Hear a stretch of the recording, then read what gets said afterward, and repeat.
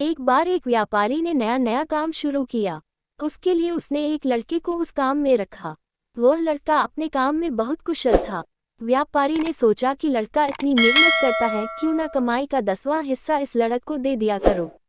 इससे 10 बंद का पुण्य भी मिल जाएगा। वह लड़का पूरी ईमानदारी से काम करता था और व्यापारी ने रहने के लिए उसे अपना पुराना मकान दे दिया था। कुछ ही सालों में उसका व्यापार बहुत ज्यादा तरक्की कर गया। एक बार किसी कंपनी से अच्छी डील हो गई और मुनाफा करोड़ों में हो गया। अब व्यापारी का व्यापार बढ़िया चल रहा था।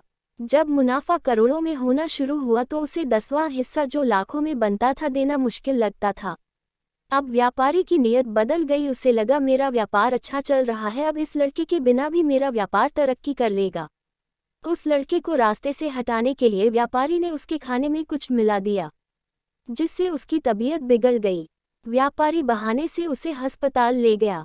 वहां उसने डॉक्टर के साथ मिलकर उसे जहर का इंजेक्शन लगवा दिया और लड़का मर गया। उस लड़के के आगे पीछे कोई भी पूछने वाला नहीं था। व्यापारी ने अपनी पत्नी को बोल दिया कि तबीयत ज्यादा बिगड़ने के कारण उस लड़के की मौत हो गई। लड़के की मौत के 1 साल बाद उसके घर बेटा पैदा हुआ। उसके घर में बहुत खुशी मनाई गई। धीरे धीरे लड़का बड़ा होने लगा। 21 साल का होते ही उसकी शादी कर दी। शादी के अगले दिन ही लड़का बीमार हो गया। उसे ऐसा ऐसा रोग लगा कि डॉक्टरों को भी समझ में नहीं आता था कि उसकी बीमारी क्या है। उसका सारा पैसा धीरे धीरे खत्म होने लगा। लड़के की पत्नी को दिन रात ताने सुनने पड़ते कि इसके आने से ही लड़का बीमार हुआ। इसकी किस्मत अच्छी नहीं है, यह मनहूस है। अब व्यापारी की सारी जमा पूंजी जायदाद लड़के की बीमारी के कारण खत्म हो गई थी। अब उसी पुराने टूटे फूटे मकान में आ गया जो कभी उस लड़के को रहने के लिए दिया था। लड़का एकदम मरने की कगार पर था। एक दिन जब व्यापारी की आंख लगी, उसे सपने में वही लड़का दिखाई दिया जिसे उसने कुछ साल पहले जहर का इंजेक्शन लगवा कर मार दिया था। सपने में उसने पूछा, सेठ जी क्या आपने मुझे नहीं पहचाना? मैं ही आपका बेटा बनकर इस जन्म में आया हूँ।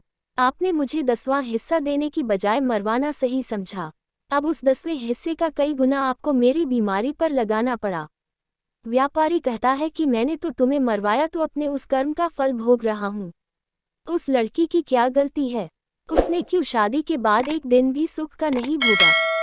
लड़के ने कहा कि वह डॉक्टर जिसने मुझे जहर का इंजेक्शन दिया था इस जन्म में वही मेरी पत्नी बनी है। मुझे इंजेक्शन लगाने के अगले दिन ही उसकी मौत हो गई थी। एक डॉक्टर का कर्म होता है अपनी दवाई से किसी की जान बचाना, ना कि उसकी जान लेना। वह भी अपने पिछले जन्म के कर्मों का ही फल भोग रही है। जब व्यापारी जानता था कि उस लड़के को इंजेक्शन लगाने के अगले दिन ही डॉक्टर एक दुर्घटना में मर गया था, जिस दिन व्यापारी को सपना आया उसी दिन उस लड़के की मौत हो गई। सच ही कहते हैं, कर्म फल भोगना ही पड़ता है। व्यापारी को उसी जन्म में भोगना पड़ा। उसका बेटा मर गया और उसकी जमीन जायदाद सब खत्म हो गई। डॉक्टर को अगले जन्म में उसकी पत्नी बनकर भोगना पड़ा।